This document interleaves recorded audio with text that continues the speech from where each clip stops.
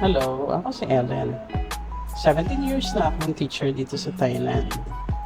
Samahan niyo ko sa first day of the school term 2024-2025.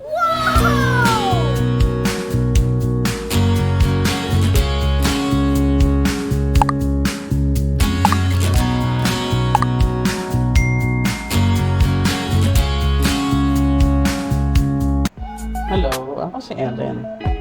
17 years na akong teacher dito sa Thailand.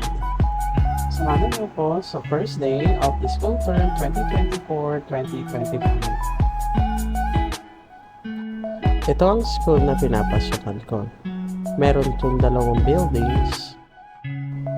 3 kaming Pinoy dito, 2 computer teachers, at 1 business English teacher.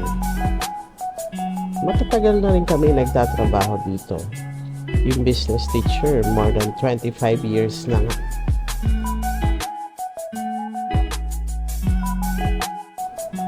Ito naman ang English Program Office. Lahat ng foreigners ay dito nag-o-office.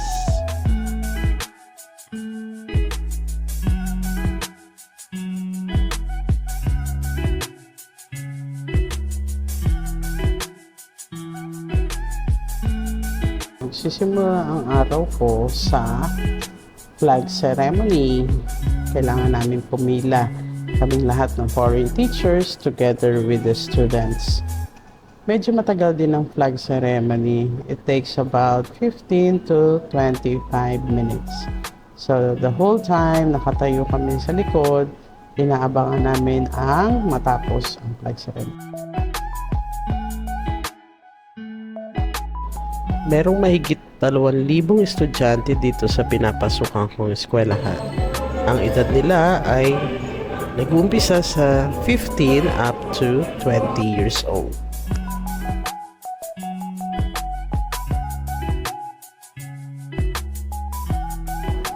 Ito naman ang aming department. Pagkatapos ng flag ceremony ay mamamahinga kami sandali sa aming department at magpe-prepare para sa aming first lesson. Yung first period ng klase namin na nagsisimula sa 8:30. So, meron kaming 10 minuto para i-prepare ang aming unang klase. Eto na, start na ang aming klase. Pero wala akong estudyante kasi meron pa pala silang meeting ng first period. So, second period na ako mag-uumpisang magturo. Computer teacher nga pala ako dito. So, mostly of my subjects are about computer. Pero minsan, nagtuturo din ako ng English kapag kulang kami ng English teacher. Halimbawa, may nag-resign or merong absent. Masaya naman magturo dito sa Thailand kasi mababait naman yung mga estudyante at magagalang.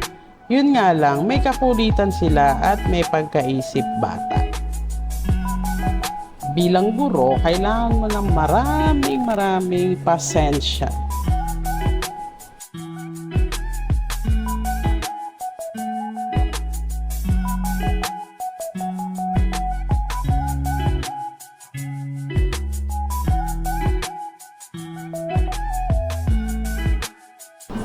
Ayan, 4:30 na. Uwi na.